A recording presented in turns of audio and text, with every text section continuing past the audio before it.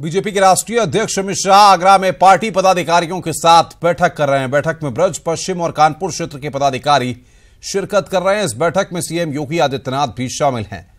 बैठक में मिशन 2019 की रणनीति पर मंथन होगा। ब्रज, पश्चिम और कानपुर प्रांतों में 37 लोकसभा सीटें हैं। पिछले चुनाव में 33 सीटों पर जीत दर्ज कर बीजेपी ने बड़ी सफलता हासिल की थी।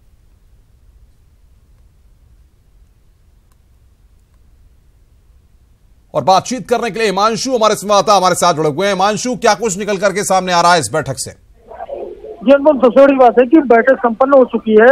ये बैठक फतेहाबाद रोड स्थित होटल में चल रही थी तीनों प्रांतों की, तो उस बैठक का समापन हो गया है और अमित शाह, सीएम योगी सभी लोग अब वहां से रवाना हो चुके हैं और वह सूर सदन आएंगे, जो वहां से करीब 14 किलोमीटर पड़ता है। तो सूर सदन में प्रबुद्ध जनों को संबोधित करेंगे। तो बैठक समाप्त हो गई है।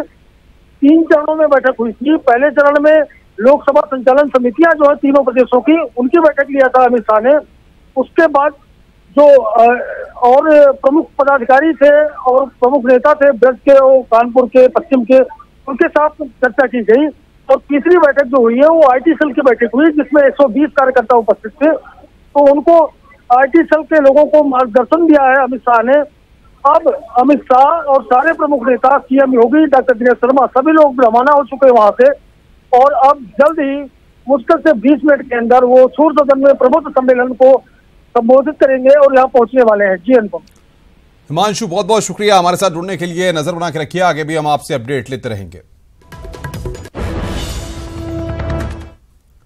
खबर गोरखपुर से है। यहां पर परशुरामपुर थाना के नागपुर टिकैत गांव में एक दिल दिला देने वाली घटना सामने आई है।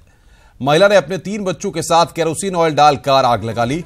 इसमें महिला समेत 2 छोटी बच्चियों की जलकर मौत हो गई, जबकि एक बच्ची किसी तरह मौके से भाग कर निकली। बताया जा रहा है कि प्रेम कुमार गुप्ता की पत्नी सोनी ने घरेलू विवाद से परेशान थी, इसी वजह से उसने एक कदम उठाया है। परिवार की तरफ से थाने में कोई तहरीर नहीं दी गई है। फिलहाल पुलिस ने शवों को पोस्टमार्टम के लिए भेज दिया है।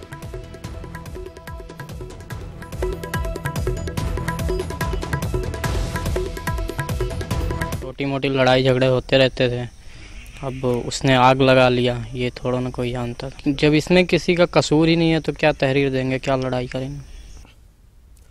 लखनऊ यूनिवर्सिटी में शिक्षकों पर हुए हमले के मामले में राजभवन ने मामले की पूरी रिपोर्ट मांगी है। वहीं इस मामले में इलाहाबाद हाई कोर्ट ने स्वतः संज्ञान लिया और कुलपति समेत रजिस्ट्रार और एसएसपी लखनऊ को शुक्रवार सुबह कोर्ट में पेश होने का आदेश दिया है।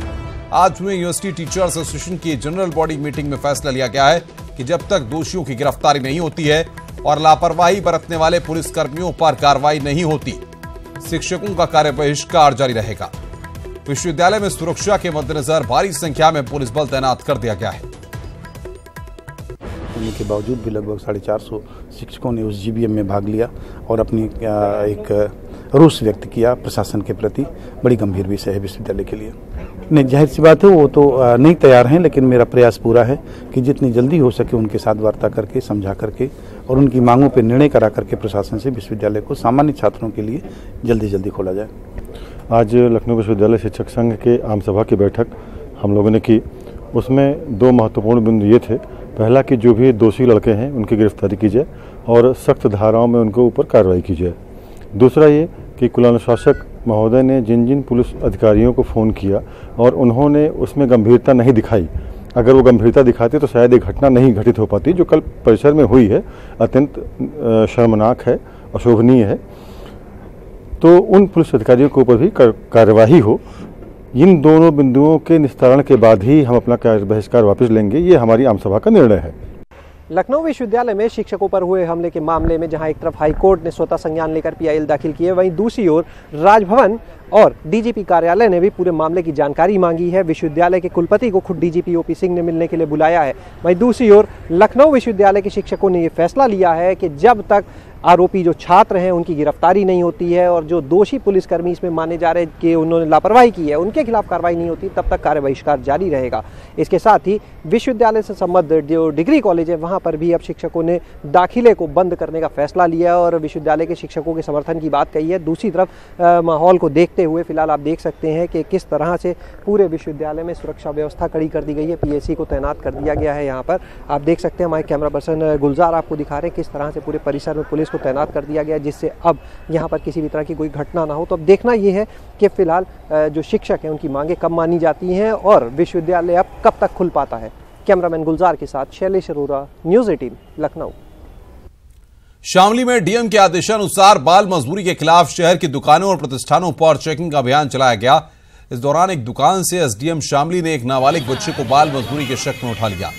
इसका शामली के व्यापारी और नेता विरोध करने लगे। इस बात को लेकर एसडीएम और व्यापारियों के बीच जमकर नोकझोंक हुई है।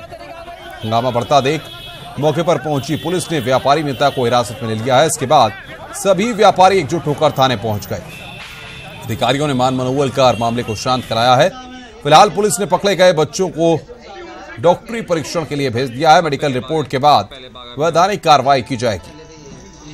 हमारे यहाँ अनिल भारती जी हैं फव्वारा चौक पे, उनके यहाँ पे फव्वारा विभाग की उसमें श्रम विभाग की टीम आई, उसमें साथ में एसडीएम और कोतवाल भी आए।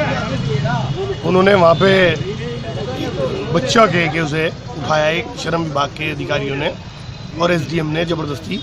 उस बीच में हमारे व्यापारी नेता आगे नरेंद्र अग्रवाल जी, उन्होंने कहा कि ये बच्चा नहीं है, इसकी उम्र 19 साल है। उसकी आईडी भी उन्होंने उसे दिखाई और उन्होंने उस बच्चे को भी और हमारे जो व्यापारी हैं नरेंद्र अग्रवाल जी, उन्होंने दोनों को उठा के पुलिस कोतवाली में ले आई।